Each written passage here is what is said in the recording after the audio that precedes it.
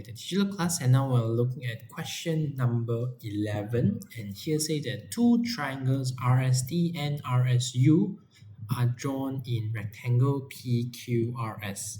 So as you can see, we have RST, so this is the first triangle, and RSU, the second triangle, inside this PQRS.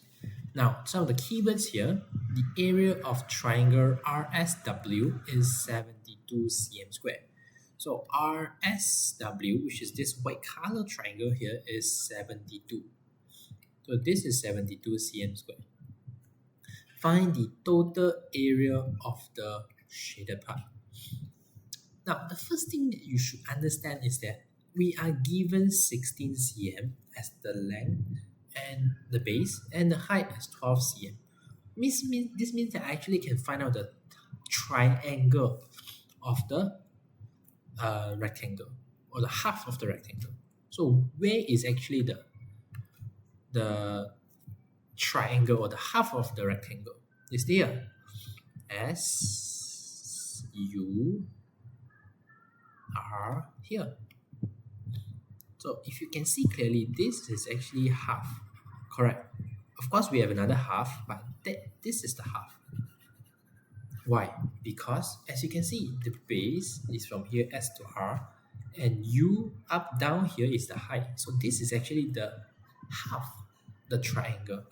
So I actually can do my first step, half times 16 times 12. This gives me what?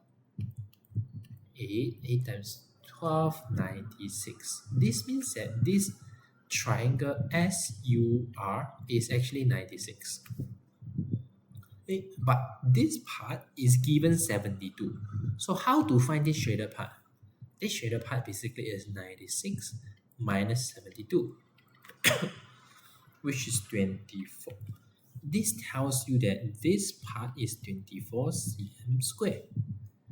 And if you notice, this TSR is actually also another triangle.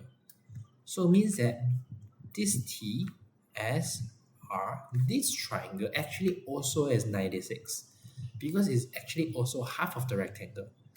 So this means that here will also be 24 cm squared, because the total here 96, if here is 72, here will also be 24.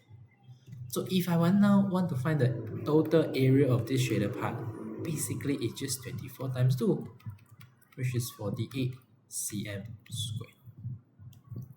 Okay, this is kind of a very typical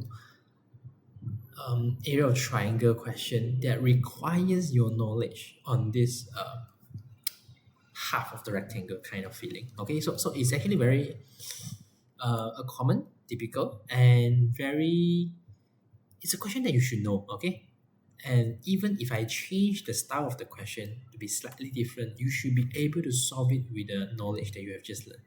Okay, and that's all from me for this video, and thank you. See you.